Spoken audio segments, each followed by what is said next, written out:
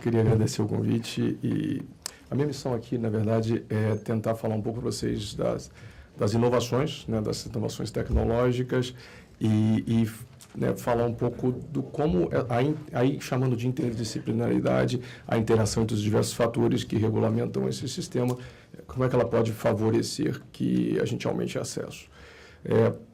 Essa sequência de palestras me favoreceu, né? Como a gente pode ver, avanços são inegáveis, né, em relação ao Ministério, à ANS, à Anvisa, só que o que eu vou tentar passar para vocês aqui é que esses avanços são insuficientes, talvez porque a gente nunca tenha tido um plano nacional de oncologia em que todos esses atores estivessem sentados e discutindo, né, e não foi por falta de esforço individual de cada uma dessas entidades ou dessas porções do governo. E as eventuais críticas que eu vou fazer aqui, né, entendam como autocrítica, né, como o Jorge falou, eu trabalhei no INCA durante 15 anos e em vários programas do Ministério, então, se há críticas, elas também são a mim.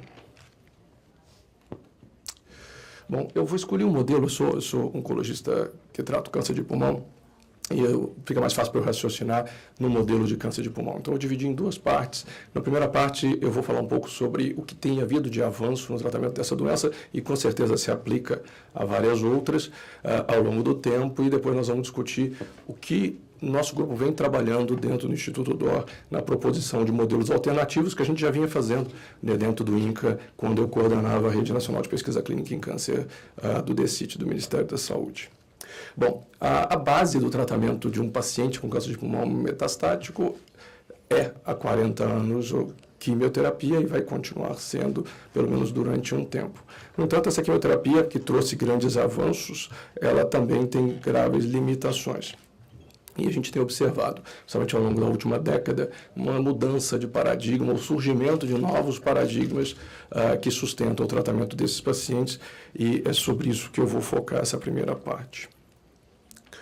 E todas essas mudanças, quando a gente vai falar de terapia-alvo, né, de medicina personalizada, que eu vou usar o termo aqui, medicina de precisão, porque ele é mais preciso, vem através de conhecimento gerado desde a década de 60, né, em biologia do câncer, o conhecimento das alterações da célula maligna que sustentam a geração da célula maligna e a sua manutenção. E a partir da identificação dessas alterações em algumas células é possível se desenvolver testes específicos para essa identificação e drogas direcionadas, que são as chamadas drogas-alvo.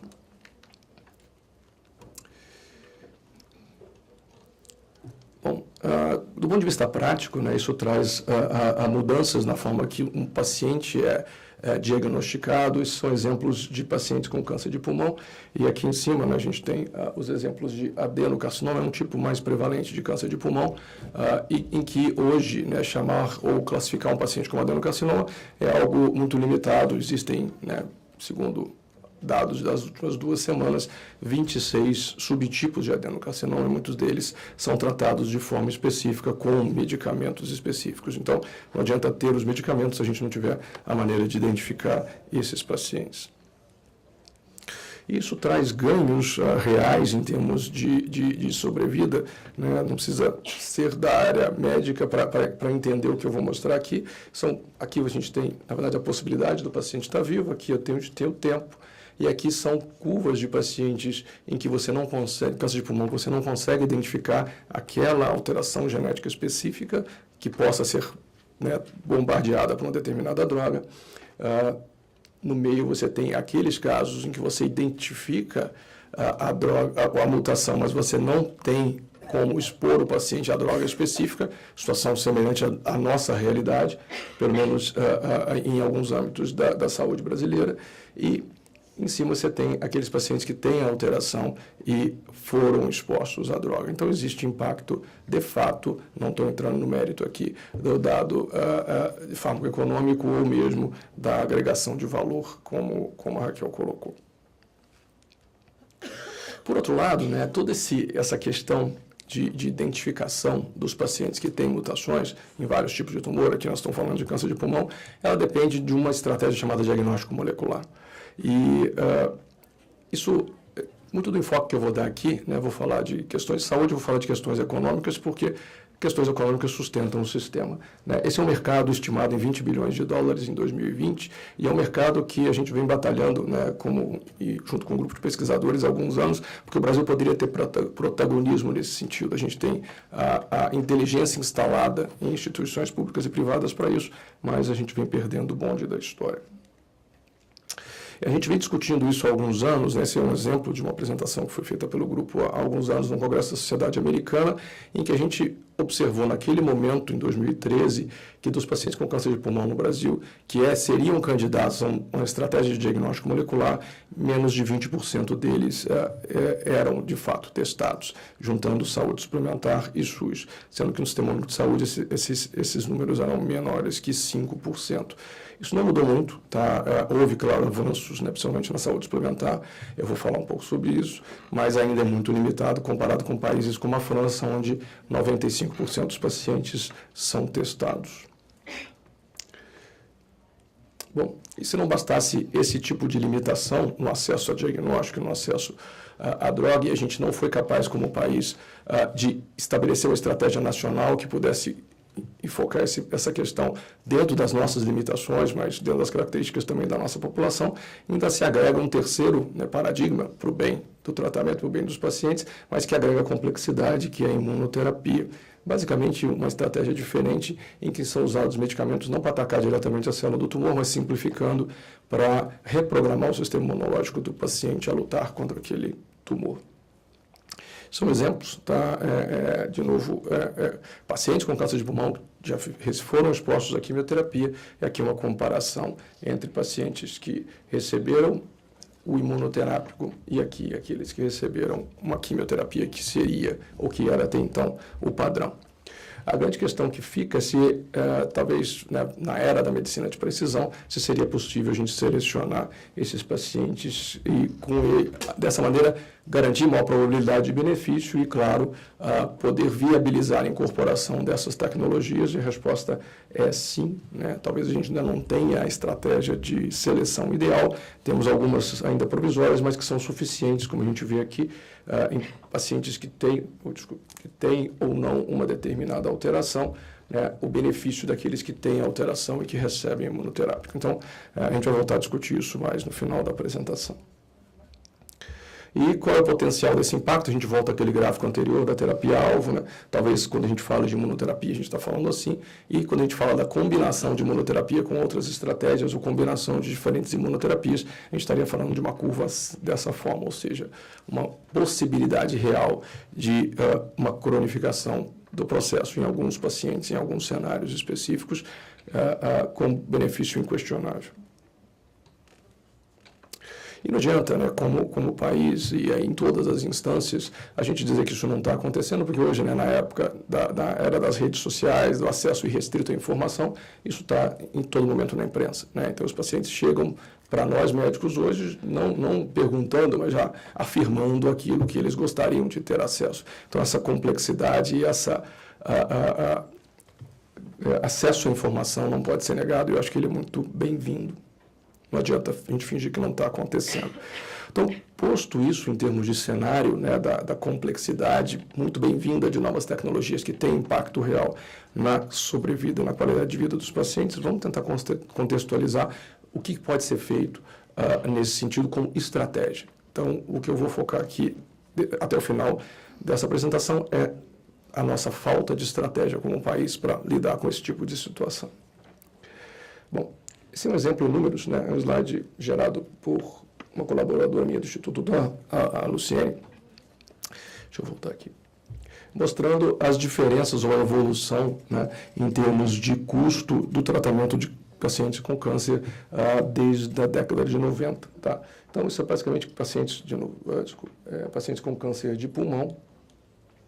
E a gente parte de números inferiores a 5 mil para algo em torno de 35 mil em 2016. Isso de uma forma bem arredondada, bem pouco trabalhada, só para vocês terem uma noção de grandeza. E, é claro, isso felizmente agrega sobrevida, tá? Então, isso é inegável, né? Quando eu comecei a trabalhar com pacientes de câncer de pulmão na década de 90, a gente falava para aqueles pacientes com doença metastática, que a gente estava falando em torno de 6 meses como algo aceitável de sobrevida. Os últimos estudos mostram para populações ou subpopulações específicas de pacientes com câncer de pulmão sobrevidas acima de 25 meses e subindo, felizmente. Isso não é a discussão desse tipo de agregação de tecnologia e, consequentemente, essa tecnologia traz agregação de custo, não é uma discussão só nossa, né? Em 2015, houve uma mudança importante na postura da Sociedade Americana de Oncologia Clínica, que até então nunca tinha discutido aspectos econômicos durante o seu congresso. E nesse congresso específico, o presidente da sociedade trouxe a questão do custo, né? E, de alguma forma, colocando o dedo na ferida e questionando a indústria farmacêutica, não no sentido da sua função, né? São empresas privadas, mas chamando-as para uma parceria para que a gente possa tornar esses tratamentos mais viáveis no futuro.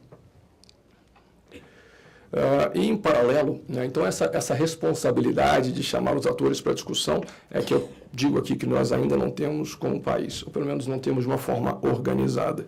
Em paralelo, o governo americano vem investindo bilhões de dólares num programa de medicina de precisão, que faz parte, foi lançado junto com o Obamacare. E qual é o objetivo, né? O objetivo não é fazer ciência, o objetivo é usar as informações ou os dados que forem gerados para economizar recursos a partir de 2020. Como a Raquel frisou, medicina de precisão é base futura da oncologia e base de outras especialidades, porque ao selecionar idealmente esses pacientes, além do benefício para esse paciente individual que vai receber o tratamento específico, você com certeza economiza recursos para o sistema.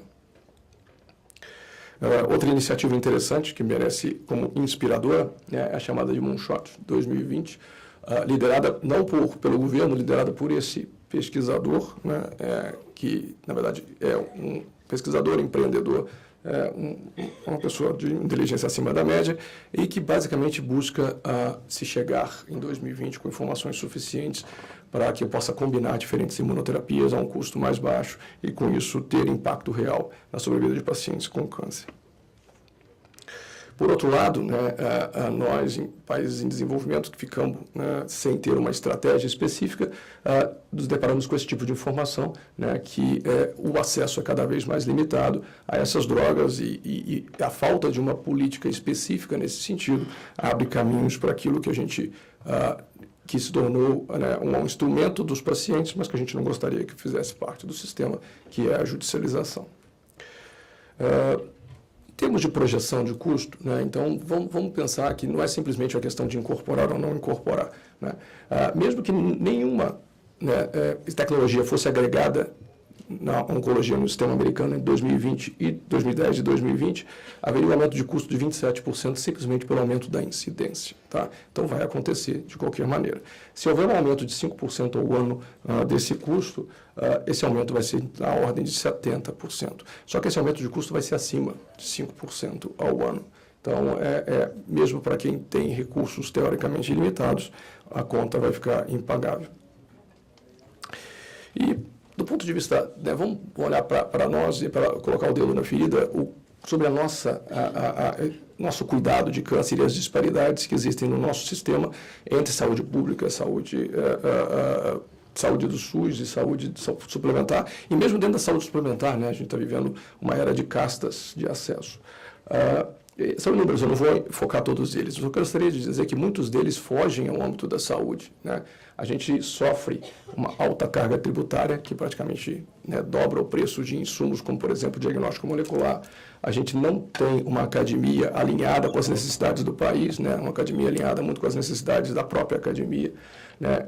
A nossa pesquisa clínica, que já foi poderosa, infelizmente perdeu poder ao longo da última década por questões regulatórias mal planejadas, mas que de alguma forma vêm sendo resolvidas, pelo menos em âmbito de Anvisa, né, e espero que isso atinja também o sistema CEP-CONEP. Então, é uma gama de fatores que realmente não só, né, nos deixam numa situação hoje de uma limitação de acesso a novas tecnologias, ou pelo menos de uma estratégia clara de acesso, como, se a gente não tomar alguma providência, isso vai ser agravado na próxima década.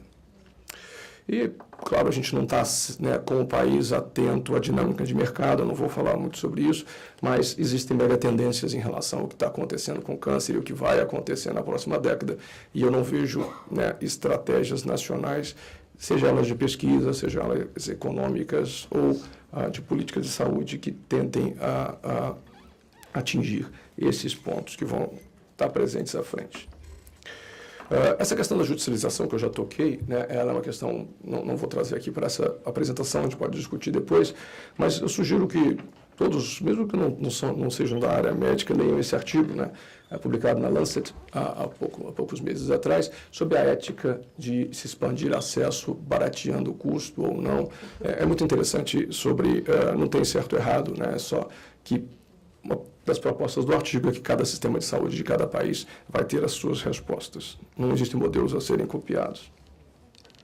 Bom, e em termos de proposta, para a gente terminar, né, a gente apresentou várias limitações do sistema, apesar das tentativas e dos esforços de todos os atores, e eu acho que, de novo, como pesquisador, a ideia do nosso grupo é trazer algumas propostas alternativas que possam, de alguma forma, influenciar o sistema.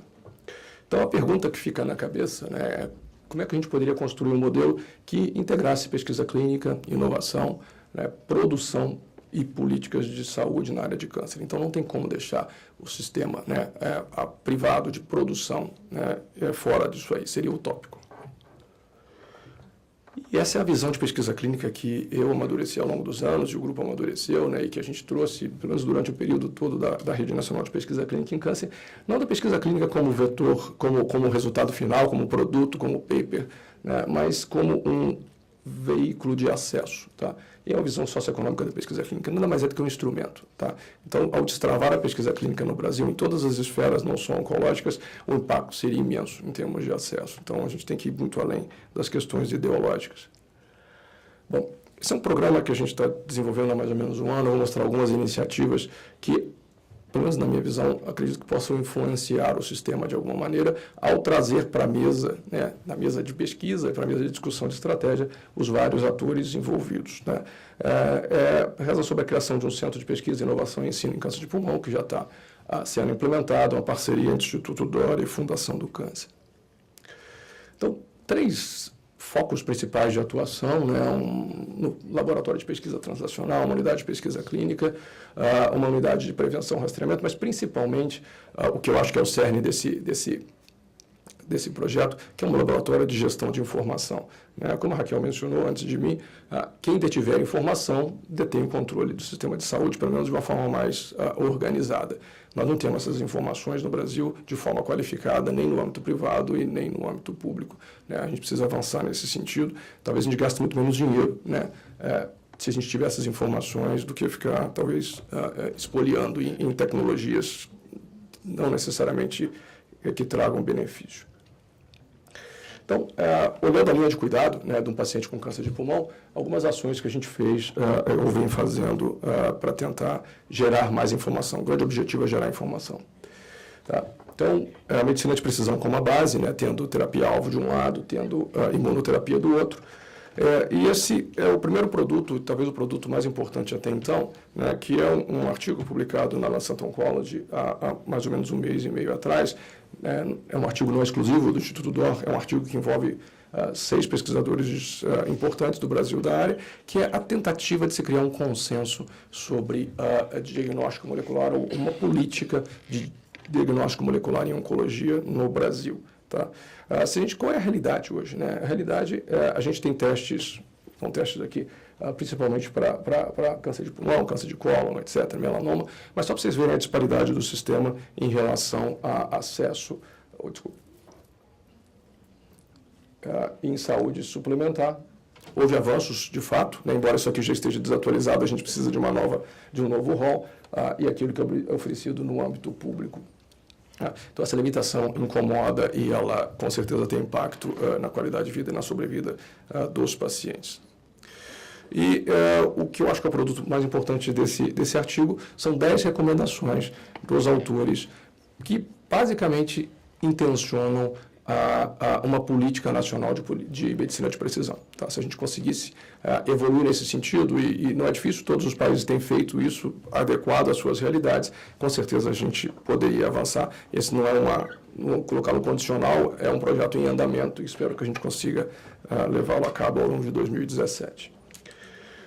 E reativar um outro projeto, tá, que a gente propôs como Rede Nacional de Pesquisa Clínica em Câncer, que é a nacionalização de estratégias de diagnóstico molecular, ou desenvolver o parque de diagnóstico molecular no Brasil. Isso a gente não conseguiu levar à frente na época por todas as mudanças no Ministério da Saúde nos últimos 2 anos, mas agora o interesse da iniciativa privada cresceu nesse projeto e espero que a gente tenha uma reunião sobre isso semana que vem, que a gente possa evoluir e talvez trazer para o Brasil plantas de produção que diminuam esse custo desses kits em pelo menos 70%.